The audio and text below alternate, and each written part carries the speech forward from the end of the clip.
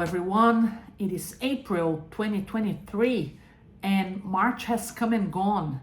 I am Erica from Bravo Migration, one of the registered migration agents and co-founders here. And today I'm going to talk to you about what has changed in migration legislation in the month of March. When we approach March and July, every year, everyone gets a bit tense when it comes to migration legislation. A lot of changes are implemented on the 1st of July every year, but 1st of March also brings some changes. And March as a whole, in the last couple of years, we have seen in the implementation of the 482 visa starting in March 2018, some transitional arrangements for the 186 visa also starting and ending in March. So now March is another month that we keep an eye on when we're trying to see what's going to change in terms of legislation.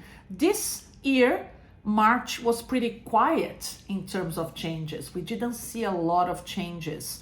One of the things that we saw happening last month was the expansion of the documents accepted when there's a claim for family violence in relation to a partner visa application. So this is a serious issue. There is a lot of domestic violence in Australia, and when there's a visa involved, when one of the people in a couple is someone who is here on a partner visa or who is applying for a partner visa, there's an intersection between family law and migration law, and it is possible for some people to obtain a partner visa even if the relationship has broken down, when the reason for the breaking down of the relationship has to do with domestic violence. So again, a serious and sad issue and subject here, but some good news in March when it comes to what documents an applicant can use to substantiate their claim of domestic violence. So that list of documents has been expanded, so that's great. Not so great news, the global talent visa has seen some changes, and that's not necessarily happened in March exactly, but we've seen in this first quarter of the year that just ended in March, that the global talent unit and its outposts, they're not going to endorse global talents from around the world anymore. So does that mean the global talent visa is over? No, it's not.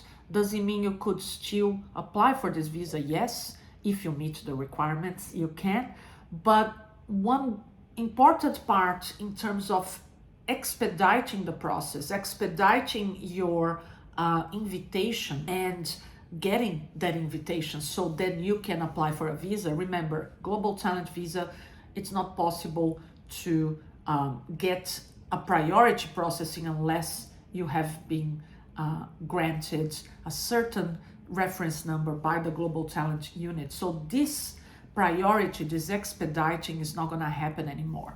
We still are able to lodge visa applications for people who meet the requirements, but this will be processed slower, and that's in line with changes that the government has made to the allocation of the number of visas available in one financial year. So there's been a lot of movement around with the new Labour government that came into power in 2022, and we saw numbers for the global talent visa being reduced dramatically.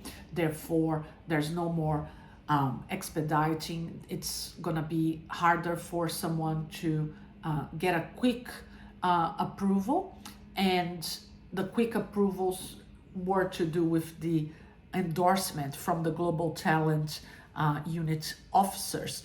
That unfortunately doesn't happen anymore, and we saw that there's only 5,000 places for this visa. So unfortunately, it's not as simple or quick as it used to be, but still a possibility. We do have a lot of experience with global talent visas. If you're watching and you believe you qualify, or if you want to know if you qualify, we have a great blog post in our website. Have a look and see if this could be the visa for you and we can still help you.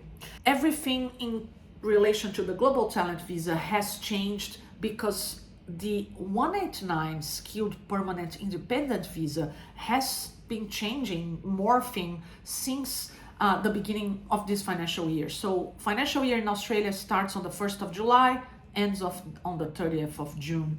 So in this financial year, with the current newish government, we saw a flip in terms of places allocated for visas. So the previous government had allocated way more places for the Global Talent Visa to be granted in a financial year rather than the 189 visa.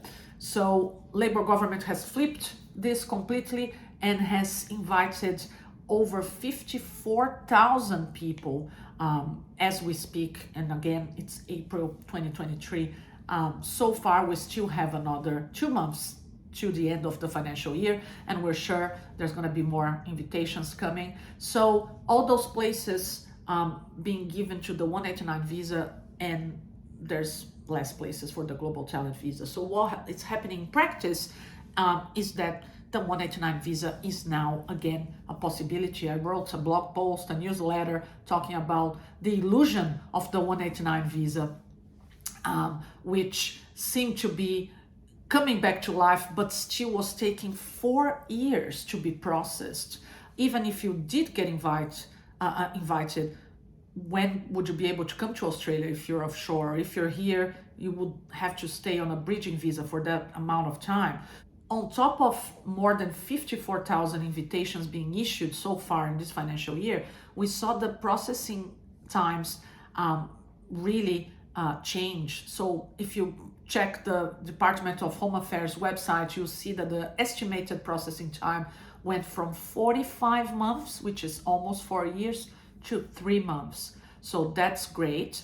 Now things make sense, because if we're inviting more than 54,000 skilled professionals to come or stay into Australia working, but then it's going to take 4 years for their visas to be processed, how are they going to address the skill shortage? Doesn't make sense. But now it looks like the estimated processing times have reduced. So we're hoping to see all these skilled professionals in Australia very soon. In terms of more changes for March, we saw application fees for Trades Recognition Australia, which is the famous TRA. Their fees have increased. So TRA is a skills assessment authority that verifies an applicant's skills before they are able to apply for a visa. Every occupation has a different skills assessment authority. If you're a doctor, you talk to an authority. If you're an engineer, you talk to the Institute of Engineers Australia, and so on. TRA, Trades Recognition Australia, as the name says, they verify trades occupations, so chefs, plumbers, electricians, carpenters, and so on. So if you're applying for a skills assessment with them, the fees have gone up. There's many different types of applications and therefore fees, but for you to have an idea, the Migration Skills Assessment, which is one of the most common applications, at the moment is a little bit over $1,200. These were the biggest changes in March in terms of migration and visas in Australia. There's some news that there's a big review happening with ANSCO. ANSCO is the Australian New Zealand Skilled Occupation Code, and this really needs an update in terms of what occupations entail. And we're happy to hear that an extensive review is being undertaken, but we're not going to see the results for a while. So stay tuned with our Australian visa news. We are an immigration law firm. We have registered agents and solicitors. If you need help with finding out if you qualify for an Australian visa, we have an assessment, an initial assessment service. We offer a visa action plan, a paid consultation with one of our agents, or depending on your case, we also offer free assessments. But regardless, we can also help you with your application service, if it is a skills assessment, a visa application, sponsorship, and so on. We've been in business since 2008. I've been registered since 2005. We have 15 people at your disposal, and we would love to help you with your visa application to Australia. So get in touch via the description if you're watching this on YouTube, or via our link in our bio if you're watching this on Instagram. Thanks for watching. Bye.